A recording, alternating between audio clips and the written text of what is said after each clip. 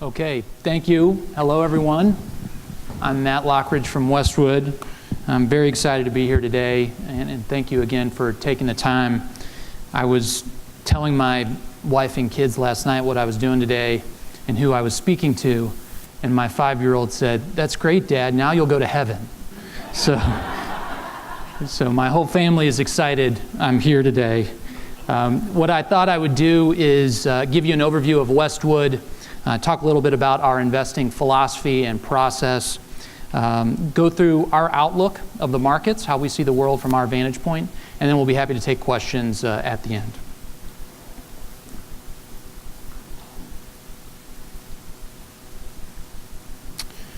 Okay, Westwood was founded in 1983 by a woman named Susan Byrne, and she originally thought maybe I should name my firm Byrne Capital. But after further thought, she realized that's probably not the best idea for an investment firm. So she named our firm Westwood really after Coach John Wooden from UCLA in Westwood, the area of LA where UCLA is based, because she very much admired his principles and specifically the pyramid of success, which he talks about. And some of the cornerstones of the pyramid of success include honesty, cooperation, loyalty, and faith. So she thought that was a great way not just to participate in sports, but to live your life. And so she named the firm Westwood. We have grown since then. Today we manage $22 billion in assets under management. We have 170 employees.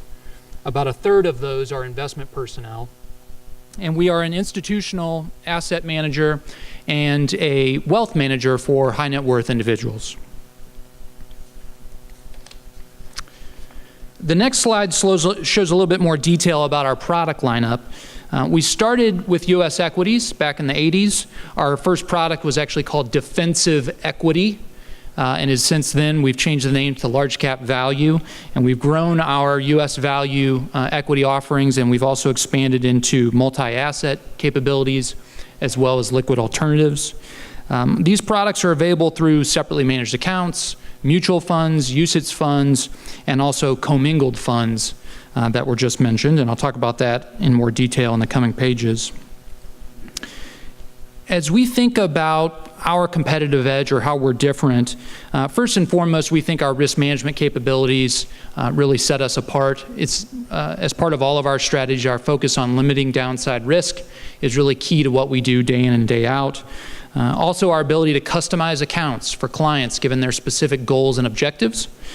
We have dedicated teams for every client that we work with. And we also have the capability to create pooled vehicles with unitized accounting.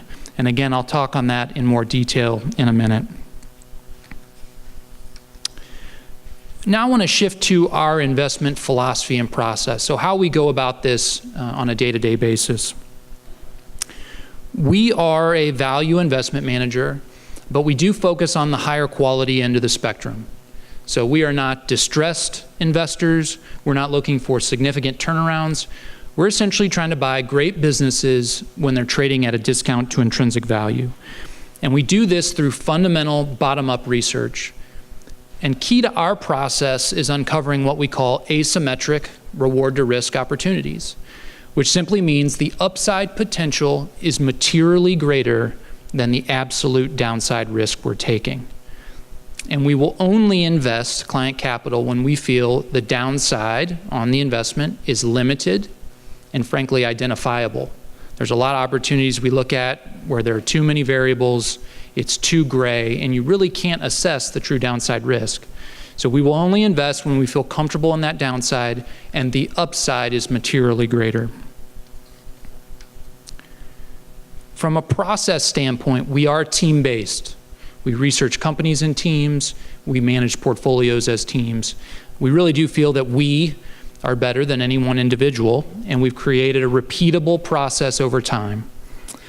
Our approach, if you look on the left-hand side of this slide, it's a basic 3-step approach where the idea generation resides with our analysts. They're doing the fundamental due diligence you're familiar with. They're building financial models. They're valuing these businesses, trying to uncover, is this a quality business as we think about free cash flow generation? and high return on invested capital? Do they have conservative balance sheets, et cetera? And from there, the analysts are trying to identify, okay, it's a high quality business, but why is it undervalued? What is the near-term skepticism or underappreciation, perhaps, of future earnings that's creating this limited downside? Once they feel they have this asymmetry in a quality business, it then moves on to the second step of our process, which is what we call our research group review. And I think if you were to ask us, okay, how are you all different from a process standpoint than everyone else we talk to? I would really point you to this second step. We have 4 research groups at our firm, and these are groups of our analysts that cover similar industries. And their job is to challenge and vet every idea that comes from our analysts. So you can think of these groups as really the quality control check on every idea that comes from our analysts. We allow our analysts to source ideas however they can, but no matter how they come up with those ideas, they all go through this funnel of the research group review. And that ensures a consistency in the type of business that then goes on to the portfolio team in step 3. Step 3, as I mentioned, is the portfolio team, where our job at the portfolio level is to build a portfolio of best ideas from the bottom up, from approved names that have come through our research process, while keeping in mind the aggregate risk exposure we're creating with all these individual ideas. So really the third step you can think of is more a risk management and risk exposure process. We don't have to re-vet and hash through the individual security ideas. We know they're good ideas. They've been recommended by our analysts, and they've already been vetted and approved by the research groups. The other point I just want to make while we're on this slide is really just to reinforce the team-based nature of what we do at Westwood. You'll see in the illustration, we've got the portfolio in the center, managed by the portfolio team. But each one of these individual icons on the outer ring represents an individual analyst at our firm, all providing new ideas to all of our portfolios. So it's not just a small portfolio team providing ideas for your portfolio. It's a broader set of individuals, all based here in Texas, coming up with ideas for the products. We also wanted to touch on briefly our approach to ESG.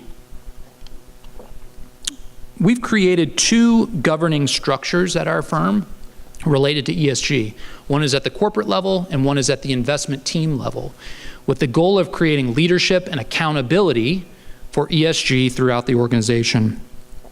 Our approach to ESG focuses on material impacts to our investments, and as a commitment, as a signal of our commitment, we have signed the UNPRI.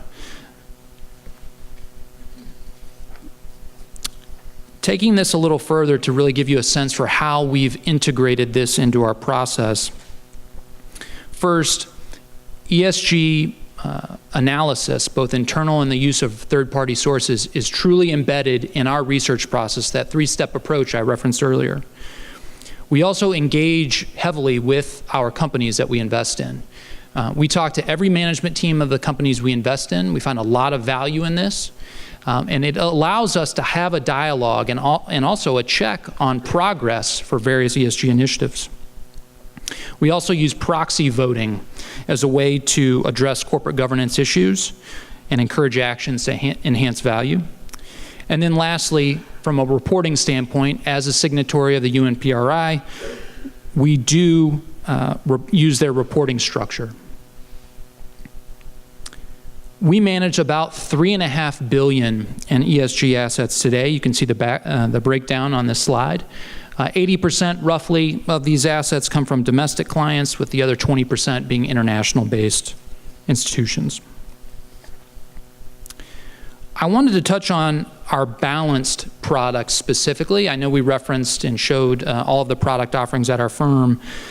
We are in discussions with Trinity Fiduciary to incorporate IWP screening into our balanced process, which is why we wanted to talk about it today. We've been running balanced accounts since 1987, and I discussed in detail the equity process. I wanted to also touch briefly on the fixed income side of the equation. Similar high quality focus where we're using A-rated credits or better. And we're driving alpha really from our position on the yield curve, as well as sector allocation and individual security selection. And as you can see over time, we've been able to generate high single-digit returns in this balanced account with lower volatility than the benchmark. This next slide, I won't go into all of the details of the data on the left, but what I wanted to point out here was really the visual on the right. If there's one visual I would hope that you take away from this presentation and understanding how we go about investing, it's this upside-downside capture.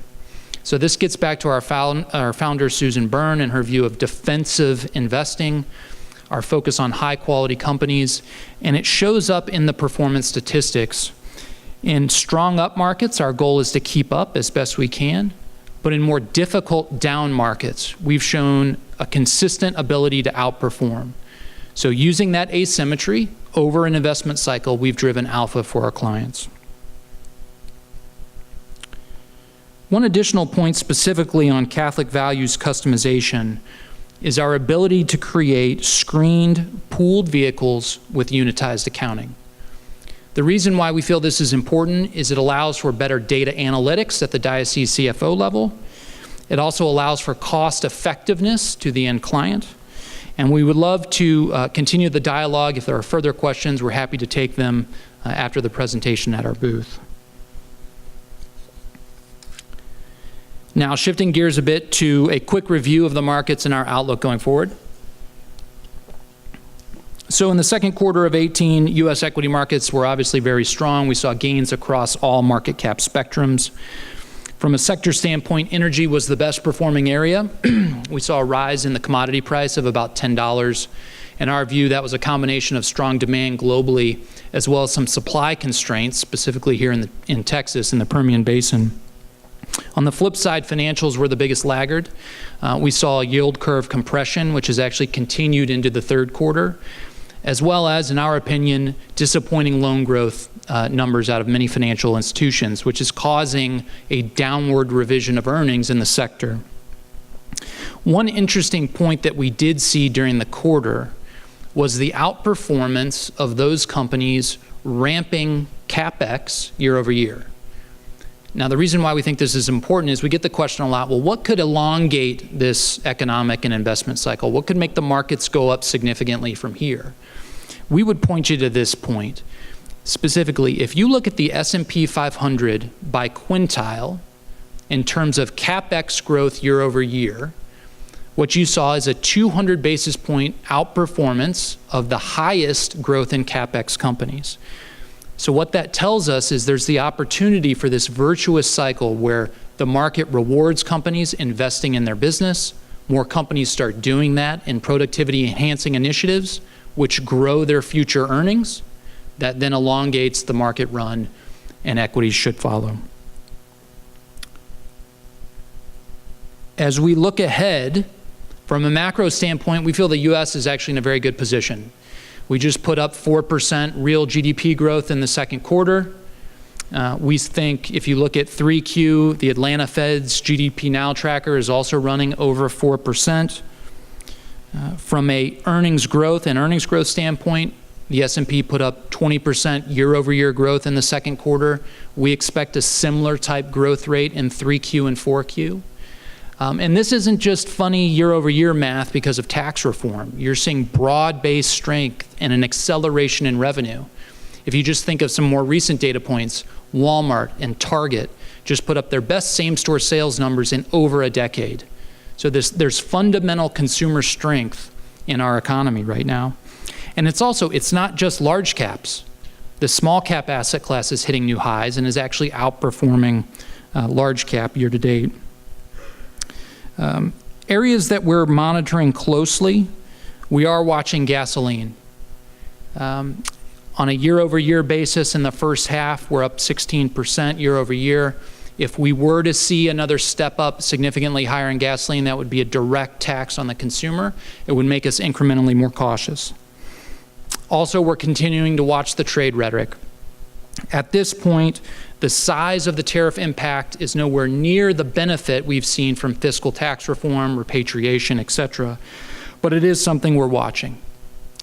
And a particular area of interest for us right now, we're looking at consumer staples.